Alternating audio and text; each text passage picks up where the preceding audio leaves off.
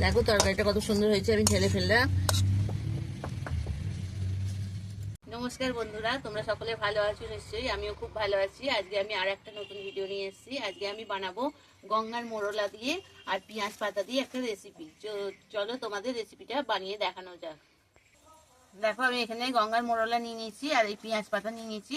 এই দুটো দিয়ে আমি একটা রেসিপি করবো আজকে। মাছগুলো আগে আমি বেছে পরিষ্কার করে ধুয়ে নেবো। মাছটা আমার নুন হলুদ মাখানো হয়ে গেছে। এবার আমি কড়ার মধ্যে তেল দিয়ে দিয়েছি, তেলটা গরম হচ্ছে। তেলটা গরম হলেই আমি মাছটা দিয়ে দেবো। তেলটা গরম হয়ে গেছে, এবার মাছগুলো আমি দিয়ে দেবো এক একে।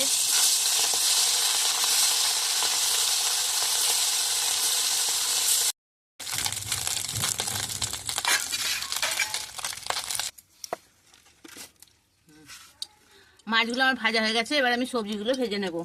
কড়ার মধ্যে প্রথমে আলুগুলো দিয়ে দেবো। আলুগুলো আমার ভাজা হয়ে গেছে, এর মধ্যে এবার অন্য সবজিগুলো আমি দিয়ে দেবো। এখানে আমি সিম আর কড়াইশুঁটি কেটে রেখেছি, ওগুলো দিয়ে দিলাম। দিয়ে আমি ভালো করে এগুলো ভেজে নেব। এর মধ্যে এবার পেঁয়াজ পাতাগুলো আর ওপরে পেঁয়াজ থাকা যেগুলো ছিল পেঁয়াজ, ওগুলো কেটে দিয়ে দিচ্ছি একসাথে।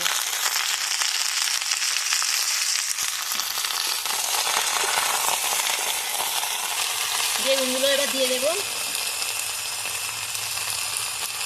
টমেটো কাটা দিয়ে দেবো। দিয়ে এবার এগুলো সব একসাথে আমি ভেজে নেব। দেখো এগুলো আমার ভাজা হয়ে গেছে, এবার এর মধ্যে আমি জল দিয়ে দেবো।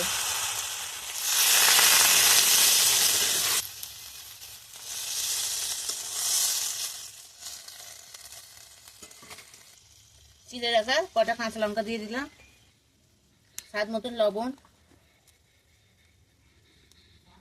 হলুদ, অল্প একটু চিনি দিয়ে দেবো। কিছুটা সর্ষে বাটার মধ্যে দিয়ে দেবো। তরকারিটা দেখো ফুটে গেছে, এর মধ্যে এবার আমি মাছগুলো দিয়ে দেবো।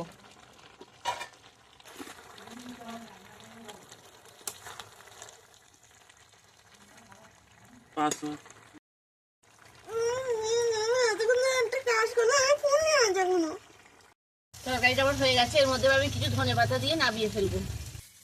দেখো বন্ধুরা, আজকে আমার পেঁয়াজ পাতা দিয়ে আর মোরলা মাছ, গঙ্গার মোরলা মাছ দিয়ে রেসিপিটা তোমাদের কিরকম লাগলো তোমরা অবশ্যই কমেন্ট করে জানাবে।